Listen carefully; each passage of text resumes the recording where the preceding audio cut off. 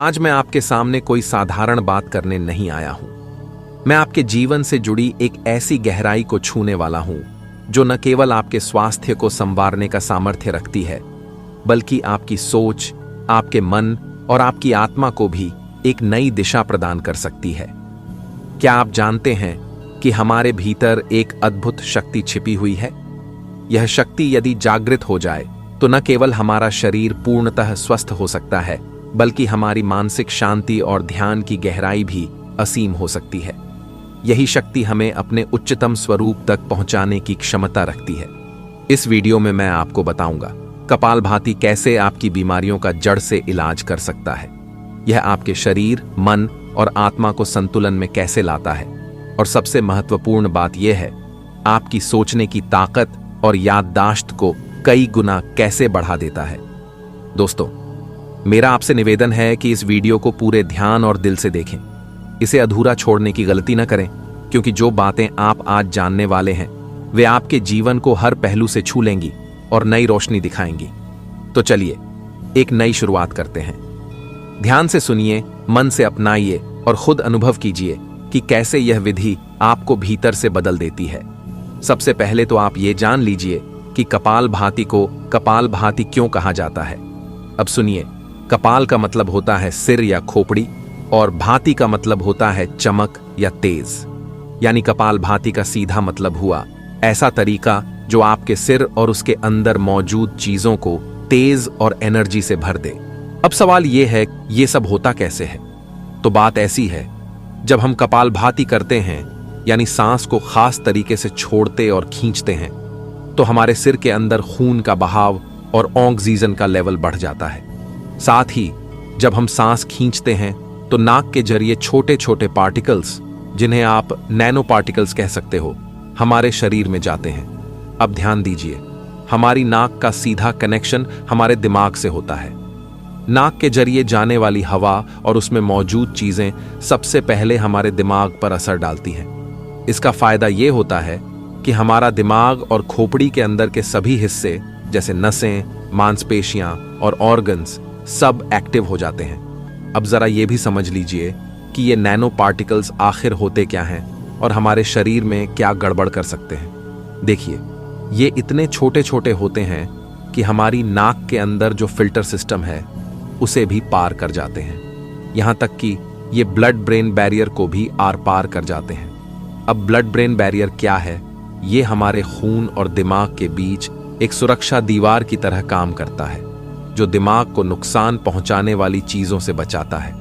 लेकिन ये nano particles इतनी चालाकी से इस बैरियर को पार कर लेते हैं कि दिमाग तक पहुंच जाते हैं। अब आपको जानकर हैरानी होगी कि इस बात की स्टडी 1950 में ही हो गई थी, लेकिन उस समय किसी ने इस पर खास ध्यान नहीं दिया। फिर वक्त बीता और धीरे धीरे ऐसी खबरें बढ़ने लगीं कि भाई, आजकल डिप्रेशन बहुत बढ़ रहा है। छोटी उम्र में ही लोगों की आंखों की रोशनी कमजोर हो रही है, नींद नहीं आती, एलर्जी हो जाती है, याददाश्त कमजोर हो रही है, ध्यान लगाने में मुश्किल होती है, और सुसाइडल टेंडेंसी यानी आत्महत्या की प्रवृत्ति भी बढ़ने लगी है। अब जब इन सारी परेशानियों पर रिसर्च की गई तो पता चला कि इनका एक बड़ा कारण यही नैनो पार्टिकल्स हैं।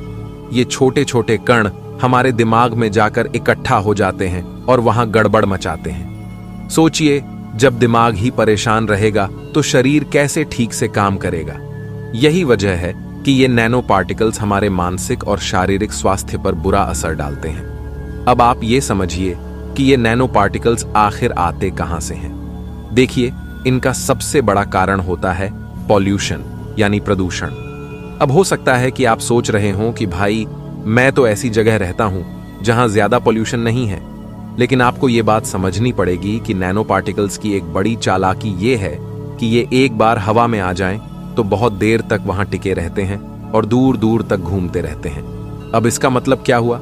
मतलब ये कि अगर आप अपने घर में ही बंद रहो, तब भी आप उस हवा में सांस ले रहे हो जिसमें नैनो पार्टिकल्स मौजूद हैं। और ये नैनो पार्टिकल्स हमारे फेफड़ों के जरिए यानी लंग्स के रास्ते शरीर के अंदर जाते हैं। वहां से ये खून की नसों यानी आर्टरीज के जरिए पूरे शरीर में फैल जाते हैं। यही वजह है कि आजकल लोग ज्यादा बीमार पड़ने लगे हैं। अब आप सोचिए, पहले ऐसी बीमारियां जो बहुत बूढ़े लोगों को होती थीं, आजकल छोटे छोटे बच्चों में भी देखी जा रही हैं, जैसे अस्थमा, डायबिटीज और यहां तक कि दिल की बीमारियां।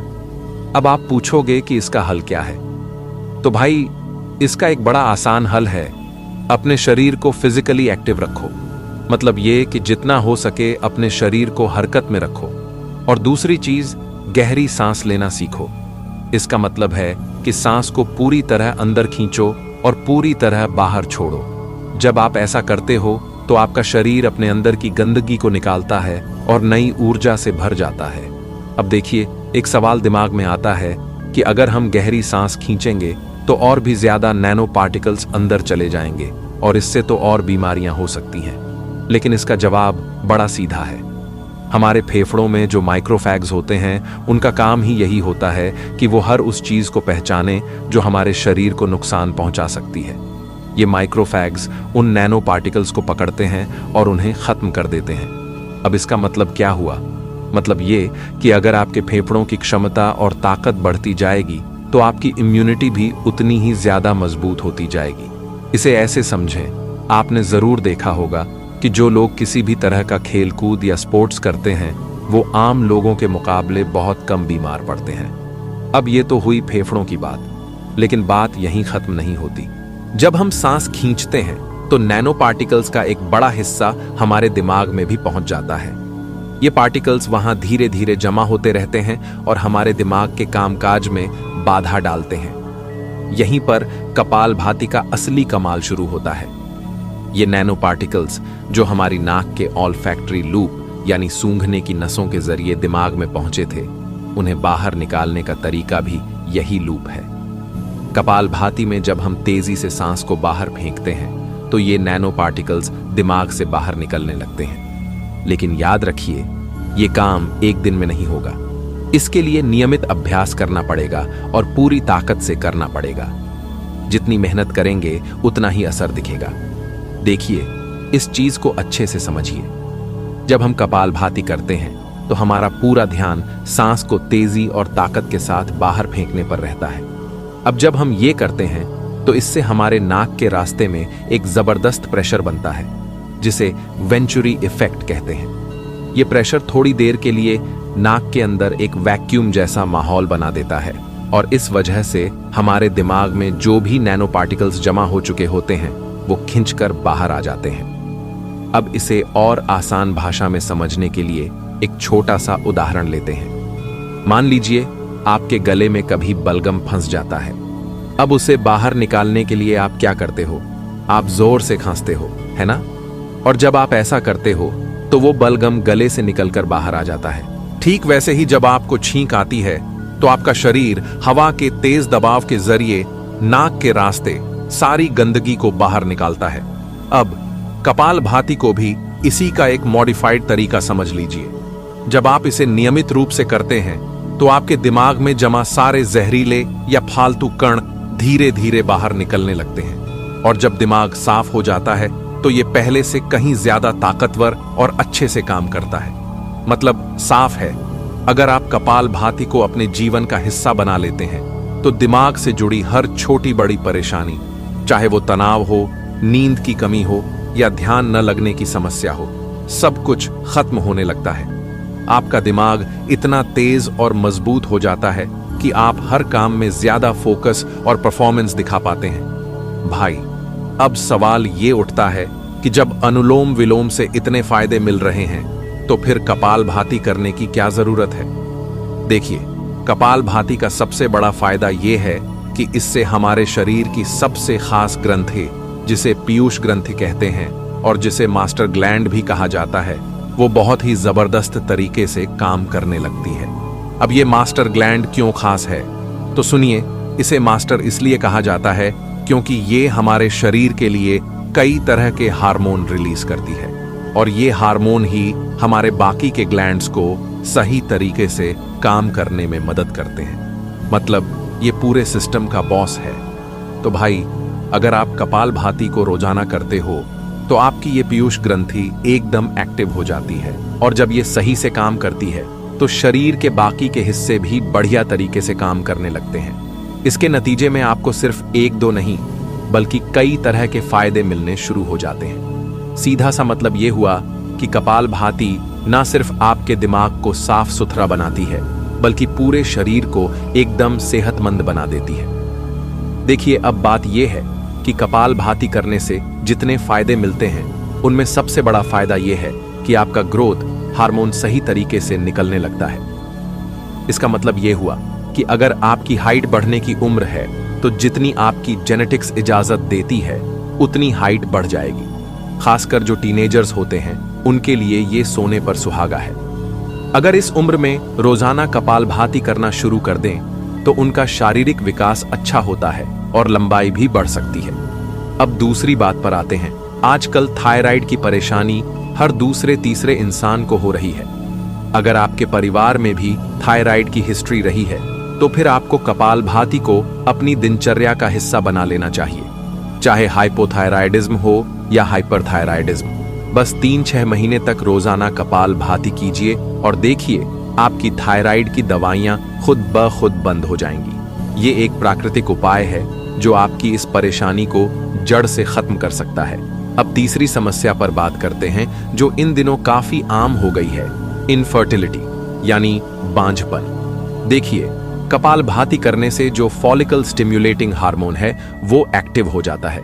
इसका सीधा असर होता है औरतों और आदमियों दोनों पर। औरतों में इससे उनके एग्स ज्यादा हेल्दी हो जाते हैं और आदमियों में स्पर्म की मोटिविटी बढ़ती है। इसका मतलब यह हुआ कि प्रजनन क्षमता में सुधार होता है। खासकर वो लड़के जो नाइट फॉल की समस्या से परेशान हैं, उनके लिए ये किसी वरदान से कम नहीं है। बस 4 महीने तक नियमित रूप से कपालभाति कीजिए और देखिए, नाइट फॉल की दिक्कत हमेशा के लिए गायब हो जाएगी। अब चौथी परेशानी जो बहुत गंभीर है, डिप्रेशन और आत्महत्या की प्रवृत्ति। आजकल ये परेशानी बढ़ती जा रही है, खासकर युवाओं में। इसका सीधा कारण है मानसिक तनाव और दिमाग का सही तरीके से काम न करना। जब आप कपालभाति करते हैं, तो दिमाग में पहुंचा हर तरह का टॉक्सिन बाहर निकल जाता है। इससे मानसिक स्थिरता आती है और मन खुश रहने लगता है। धीरे धीरे आप देखेंगे कि डिप्रेशन की समस्या दूर हो रही है और सुसाइडल टेंडेंसी यानी आत्मघाती ख्याल आना भी खत्म हो जाता है। कपालभाति करने का चौथा बड़ा फायदा यह है कि इससे हमारे दिमाग में कुछ ऐसे हार्मोन रिलीज होते हैं जो खुशी देने वाले होते हैं। जब ये हार्मोन एक्टिव होते हैं, तो हमें एकदम तरोताजा और खुश महसूस होने लगता है। यानी कि कपालभाति सिर्फ शरीर के लिए नहीं, मन को हल्का और खुशहाल बनाने के लिए भी जबरदस्त है। अब 5वीं बात जो आजकल बहुत लोगों को परेशान कर रही है, वो है कब्ज की दिक्कत। कब्ज मतलब पेट साफ नहीं होना। अब देखो, जब हम कपालभाति करते हैं, तो सबसे ज्यादा असर हमारे पेट पर पड़ता है। इसका मतलब यह हुआ कि आपका पाचन तंत्र यानी डाइजेशन सिस्टम मजबूत हो जाता है। अब जरा ध्यान दो, आजकल की जिंदगी में लोग इतना बैठने वाले काम करते हैं कि पेट का पानी तक नहीं हिलता। स्टूडेंट हो या ऑफिस में काम करने वाले दिन भर कुर्सी पर टिके रहते हैं। पेट को हिलने डुलने का मौका ही नहीं मिलता, तो फिर पाचन खराब क्यों नहीं होगा। लेकिन जब आप कपालभाति करते हो, तो पेट का पानी हिलता नहीं, उसमें मानो सुनामी आ जाती है। ये समझ लो कि जो लोग कपालभाति को 1 साल से कर रहे हैं, उनका पाचन इतना जबरदस्त हो जाता है कि जो भी खा लो सब हजम हो जाता है, यानी पेट साफ और दिमाग भी हल्का। अब छठी बात, मोटापे की समस्या। ये तो ऐसा लग रहा है जैसे हर दूसरा इंसान मोटापे से परेशान है। अब देखो, कपालभाति करने से सबसे बड़ा फायदा ये होता है कि आपका मेटाबॉलिज्म बढ़ जाता है। मेटाबॉलिज्म मतलब शरीर की वो ताकत जो खाने पीने को एनर्जी में बदलती है। जब ये बढ़ता है तो वजन भी घटता है। खास बात यह है कि अगर कोई बहुत मोटा है या गठिया आर्थराइटिस की वजह से चल फिर नहीं सकता, तो भी कपालभाति करके वजन कम कर सकता है और इसे काबू में भी रख सकता है। देखो भाई, बात यह है कि जब कपालभाति से हमारा मेटाबॉलिज्म इतना तगड़ा हो जाता है, तो चाहे आप मोटे हो या दुबले, आपका वजन अपने आप बैलेंस हो जाता है। मतलब अगर वजन ज्यादा है तो धीरे धीरे घटकर सही जगह पर आ जाएगा, और अगर वजन बहुत कम है तो बढ़कर जितना होना चाहिए उतना हो जाएगा। अब बात यह आती है कि कपालभाति कब और कैसे करनी चाहिए। देखो, सबसे पहले तो ये जान लो कि इसे खाली पेट करना सबसे अच्छा होता है। सुबह सुबह जब पेट साफ हो गया हो तब इसे करना शुरू करो। और भाई, इसे करने का तरीका भी समझ लो। कोई जोर जबरदस्ती नहीं करनी है, बस सांस को धीरे धीरे बाहर फेंकना है। कपालभाति कितनी देर तक करना चाहिए? तो शुरू में 5 मिनट करो, फिर धीरे धीरे इसे बढ़ाते जाओ। लेकिन अगर किसी को कोई दिक्कत है, जैसे सांस की बीमारी, हाई ब्लड प्रेशर या फिर प्रेगनेंसी में है, तो डॉक्टर या किसी योग विशेषज्ञ से पूछकर ही इसे करना शुरू करें। और कौन कौन कर सकता है? तो देखो, ज्यादातर लोग इसे कर सकते हैं। बस जो लोग गंभीर बीमारियों से जूझ रहे हैं, उन्हें थोड़ा सावधानी रखनी चाहिए। अब इसे अपने रूटीन में शामिल करो और खुद देखो कि शरीर और मन कैसे बदलता है। देखिए, कपालभाति करने का सबसे बढ़िया समय सुबह सुबह का होता है, जब आप फ्रेश हो चुके हों और पेट खाली हो। अगर सुबह का समय नहीं मिल पाता तो आप इसे तब कर सकते हैं जब आपका पेट खाली हो। बस ध्यान रखना है कि कपालभाति करने से पहले 4 घंटे तक कुछ भी खाया पिया ना हो।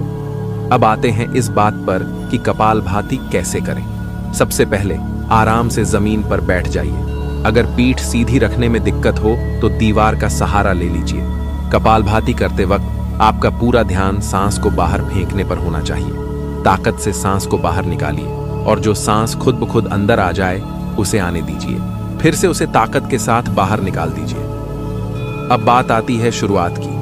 अगर आप पहली बार कपालभाति करने जा रहे हैं तो सिर्फ 2 मिनट से शुरुआत कीजिए। कोशिश करें कि इन 2 मिनट में कम से कम 120 बार सांस बाहर निकाल सकें। हर हफ्ते 1 मिनट का समय बढ़ाते जाइए।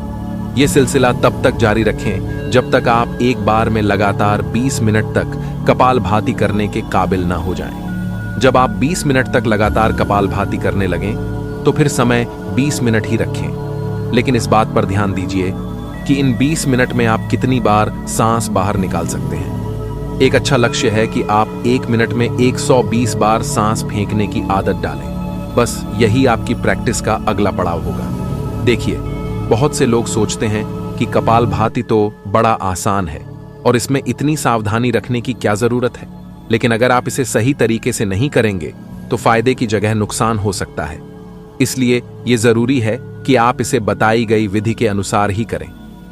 अब आते हैं तीसरे सवाल पर, कपालभाति कितनी देर करनी चाहिए? देखिए, कपालभाति की अधिकतम सीमा 20 मिनट है। मतलब ये कि आप किसी भी दिन 20 मिनट से ज्यादा कपालभाति ना करें। इसका यह मतलब नहीं है कि आप शुरुआत में ही 20 मिनट तक करना शुरू कर दें। पहले 2 मिनट से शुरू करें, फिर धीरे धीरे बढ़ाएं और जब आप 20 मिनट तक करने लगें तो इसे वहीं स्थिर रखें। और सबसे जरूरी बात, कपालभाति करने के बाद आपको उसके आधे समय तक शवासन जरूर करना चाहिए। मान लीजिए आपने 20 मिनट तक कपालभाति किया है तो उसके बाद 10 मिनट तक शवासन में लेटें। ये शवासन आपके शरीर और मन को शांत करता है और कपालभाति से जो ऊर्जा बनी है उसे संतुलित करता है। दोस्तों, आशा करता हूं कि आपको यह जानकारी उपयोगी लगी होगी। कपालभाति प्राणायाम को नियमित रूप से करने से न केवल आपका शरीर स्वस्थ रहेगा बल्कि आपका मन भी शांत और ऊर्जा से भरपूर रहेगा। अगर यह वीडियो आपको पसंद आया हो तो इसे लाइक करें, शेयर करें और चैनल को सब्सक्राइब करना न भूलें। अपने अनुभव कमेंट में जरूर साझा करें। स्वस्थ रहें, खुश रहें। धन्यवाद।